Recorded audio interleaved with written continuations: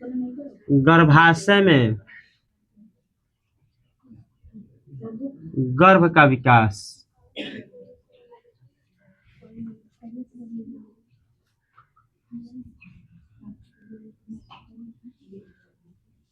गर्भाशय में गर्भ का विकास। तो इसमें होता क्या है कि जब भ्रूण गर्भाशय में स्थापित होता है, यानी गर्भाशय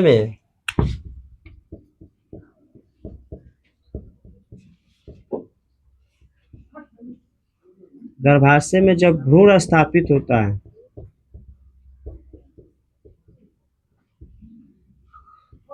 तो गर्भाशय जो होता है 3 भाग में बट जाता है। कितने भाग में निर्माण हो जाता है? 3 भाग में निर्माण हो जाता है।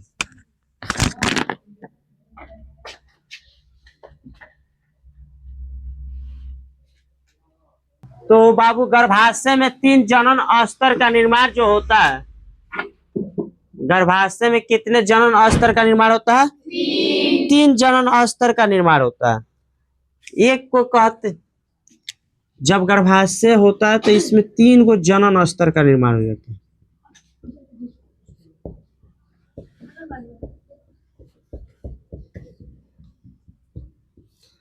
ये पहले बताइए, भ्रूण का विकास कहाँ पे होता है? भ्रूण का विकास जो होता है गर्भाशय में होता है। तो गर्भाशय में जब भ्रूण का स्थापित हो जाता है, विकास होने लगता है, तो वहां पर क्या होती है कि जनन के स्तर पे देखा जाए तो इसको 3, यहाँ पे 3 जनन स्तर का निर्माण होता है। सबसे पहला को कहते हैं एक्टोडर्म। क्या कहते हैं? यानी बाह्य परत। क्या कहेंगे? बाह्य परत, बाह्य परत। दूसरा को कहते हैं मेसोडर्म। दूसरा को कहेंगे मेसोडर्म और तीसरा को कहेंगे एंडोडर्म। मेसो मध्य परत होता है, ये जो होता है ना मध्य परत, ये बाह्य परत। मध्य परत के बाद एक आ जाता है आंतरिक परत। कौन परत आता है? आंतरिक परत आता है।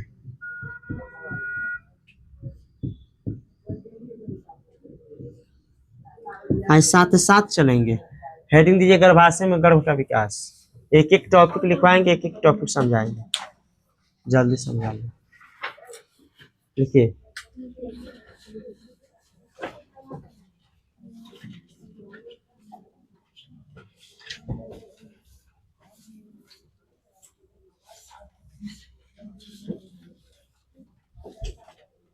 हो गया? गर्भाशय में गर्भ का विकास।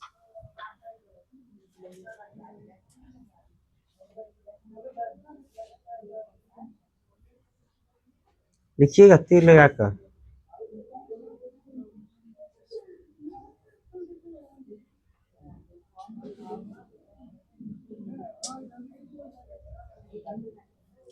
देखिए, भ्रूण गर्भाशय में स्थापित होता है। भ्रूण गर्भाशय में स्थापित होता है।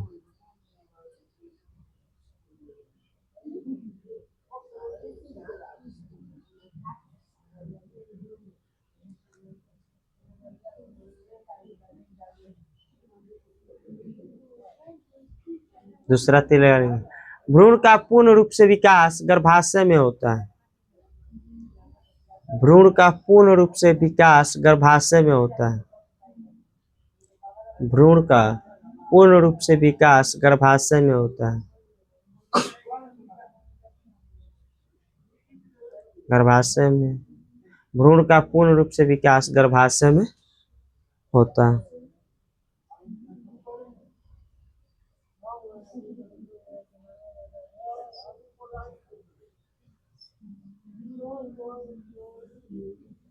हो गया? यानी कहने का मतलब हुआ भ्रूण का पूर्ण रूप से विकास कहाँ पर होगा? गर्भाशय में होगा। उसके बाद तीर लगा कर लिखिएगा। भ्रूण में 3 जनन स्तर का निर्माण होता है।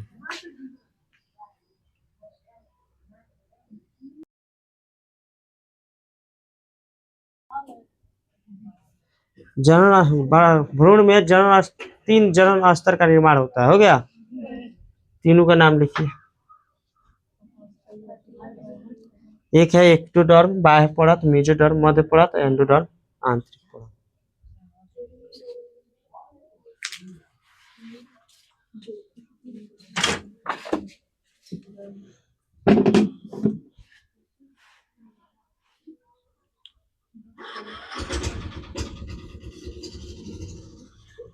चलिए देखिए, सबसे पहला बाबू है एक्टोडर्म। क्या है? यानी बाह्य परत।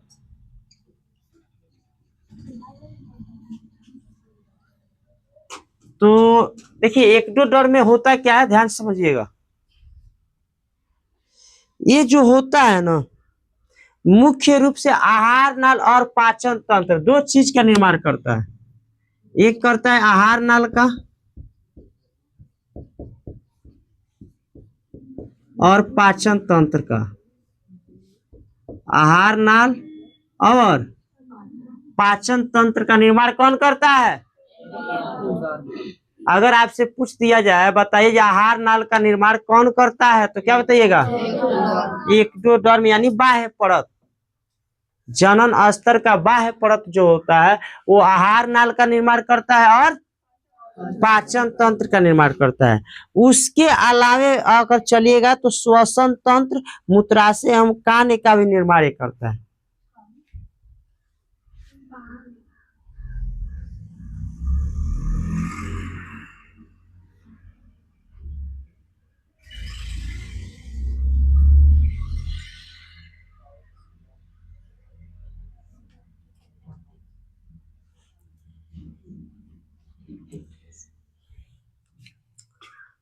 श्वसन तंत्र,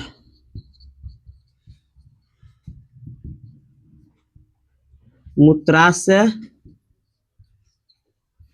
और कान्य के मध्य भाग का निर्माण करता है। मध्य भाग का निर्माण कौन करता है? एक्टोडर्म। हेडिंग देख लिखिएगा,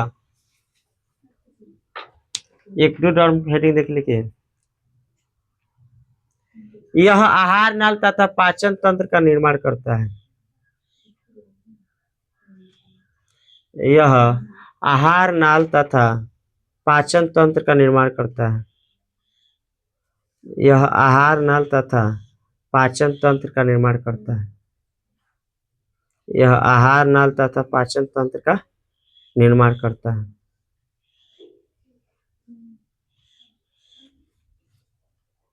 हो गया, यह आहार नाल तथा पाचन तंत्र का निर्माण करता है। फिर लिखिए, इसके अलावे भी यह, अगला तिल है, इसके अलावे भी यह,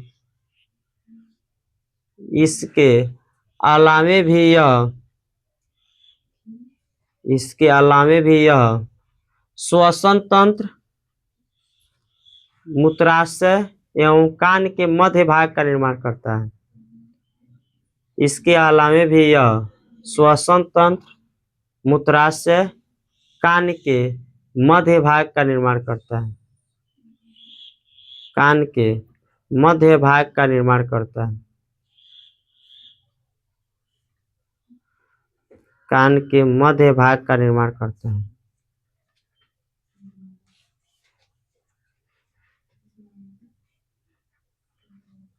कान के मध्य भाग का निर्माण करता है कौन? एक्टोडर्म। अब आइए मेसोडर्म हेडिंग दीजिए। दूसरा जो है मेसोडर्म।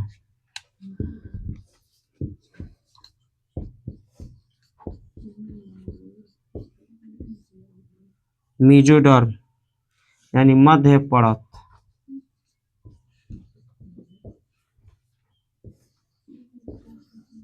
मध्य परत लिखिएगा।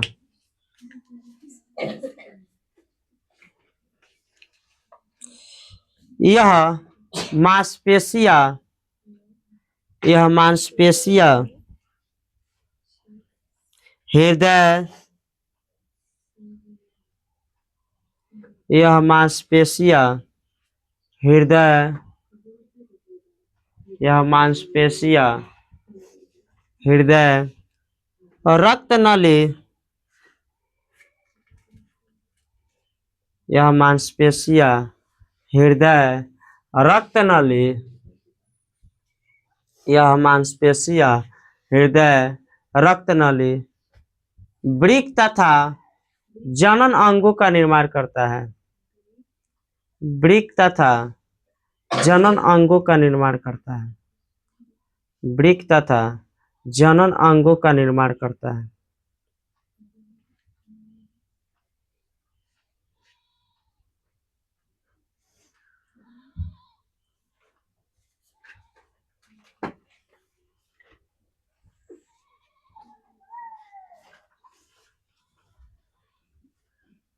देखिए कह रहा है कि इसका जो कार्य होता है ना, ये मांसपेशिया का निर्माण करता है। किसका करता है? मांसपेशिया का निर्माण करता है। उसके साथ साथ जाइए तो ये जनन अंग का भी निर्माण करता है। किसका करता है? रक्त नली का भी निर्माण करता है। रक्त नली के भी बाद जाइएगा तो ये वृक्क का भी निर्माण करता है, नेफ्रॉन। ये चार चीज का निर्माण कौन करता है? कौन करता है? मेसोडर्म करता है। कौन करता है? अगर पूछ दिया जाए बताइए मांसपेशिया का, मानव शरीर में मांसपेशिया का निर्माण कैसे होता है, तो क्या बताइएगा? मेसोडर्म की सहायता से मांसपेशिया का निर्माण। कोई दिक्कत किसी को? इसके बाद मेसोडर्म को एस्टोमलेस भी कहते हैं। तीर लगा के लिखिएगा, मेसोडर्म को एस्टोमलेस भी कहते हैं। मेसोडर्म को एस्टोमलेस भी कहते हैं। मेसोडर्म को एस्टोमलेस भी कहते हैं। मेसोडर्म को एस्टोमलेस भी कहते हैं।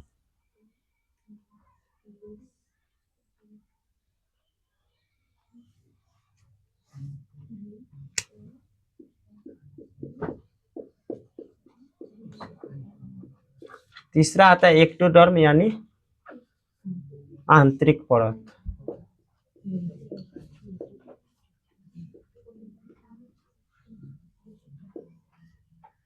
आंतरिक परत। चलिए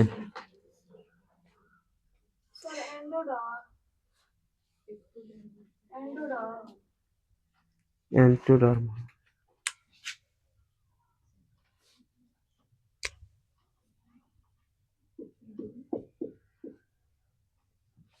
चल लिखिएगा इसमें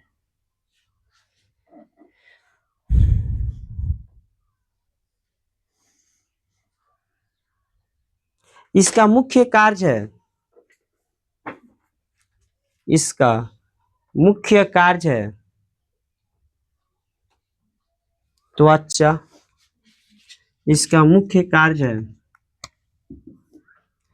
त्वचा, मस्तिष्क,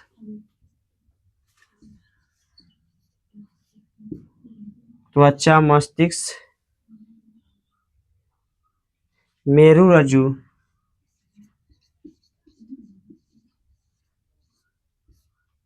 और तंत्रिका तंत्र।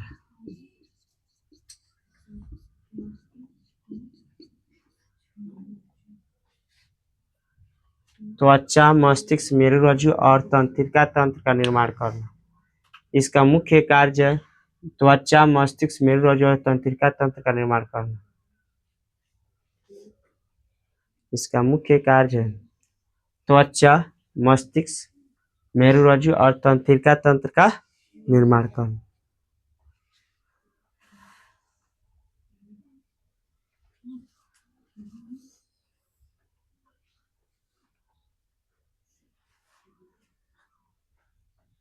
चलिए नोट लिखिएगा।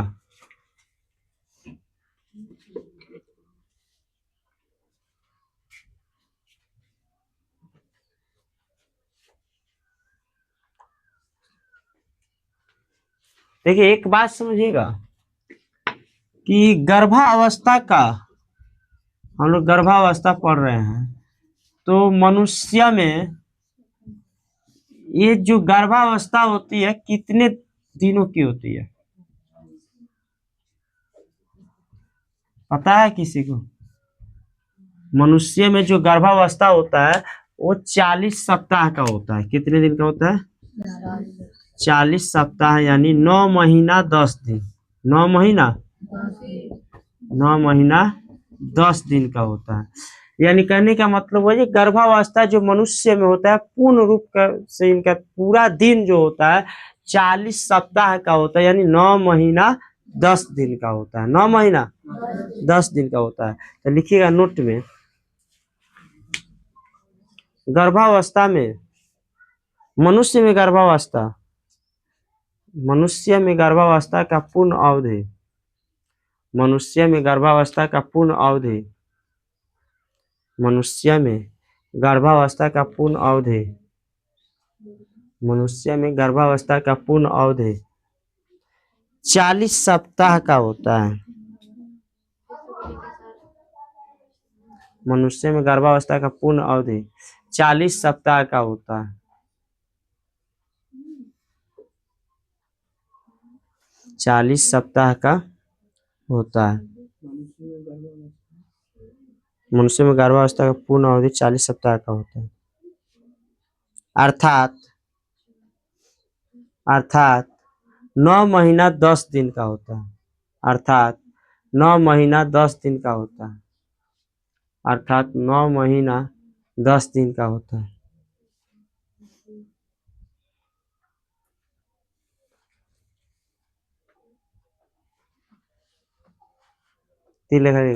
प्रत्येक महीना, गर्भ के प्रत्येक महीना में कुछ न कुछ परिवर्तन होता रहता है। गर्भ के प्रत्येक महीना में कुछ न कुछ परिवर्तन होते रहता है। गर्भ के प्रत्येक महीना में कुछ न कुछ परिवर्तन होते रहता है।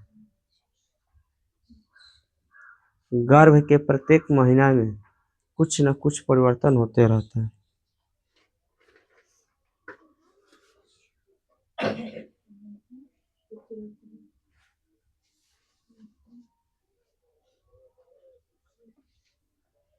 हो गया?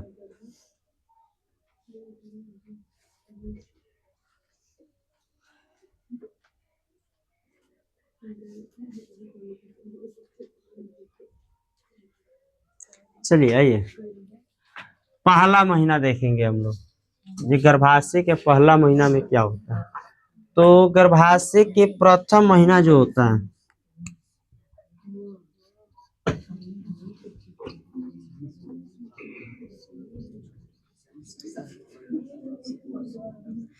माने पूर्ण रूप से गर्भाशय कितने दिन, माने दिनों पूर्ण रूप से बच्चे शिशु का जन्म हो जाता है, तो 9 महीना 10 दिन।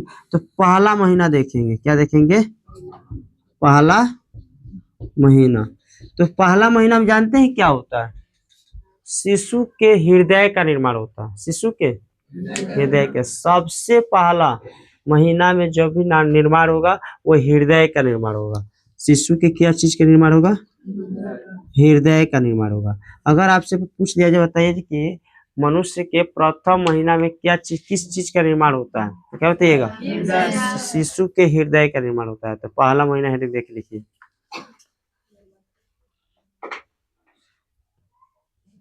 पहला महीना, इस महीना में शिशु के हृदय का विकास होता है। इस महीना में शिशु के हृदय का विकास होता है।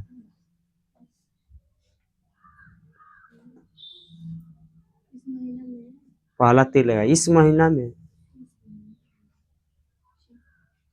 इस महीना में शिशु के हृदय का विकास होता है।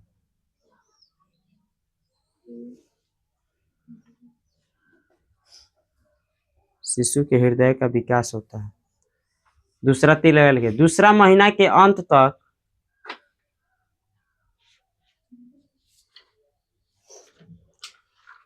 दूसरा महीना के अंत तक, दूसरा महीना के अंत तक हाथ पैर तथा उसके अंगुलियों का विकास हो जाता है। हाथ पैर तथा उसके अंगुलियों का विकास हो जाता है। हाथ पैर तथा उसके अंगुलियों का विकास हो जाता है। हाथ पैर तथा उसके अंगुलियों का विकास हो जाता है। हाथ पैर तथा उसके अंगुलियों का विकास हो जाता है।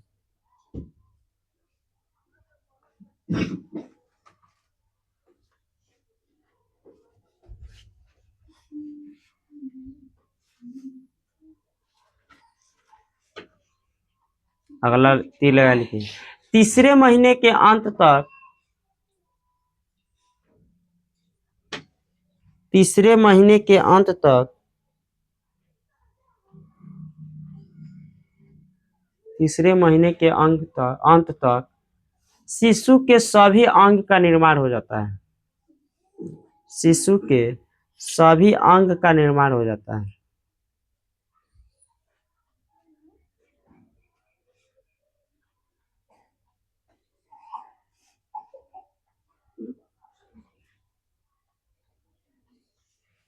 शिशु के अंग का निर्माण हो जाता है। तीसरे महीने में अंग का निर्माण हो गया। पांचवें महीने के दौरान अगला तीर लगाते। चौथा छोड़, पांचवा महीने, चौथा में थोड़ा सा विकास होता है तो क्या लिखोगे? यही रहता है, तीसरा चौथा में सेम विकास रहता है। पांचवा महीना, पांचवा महीना के दौरान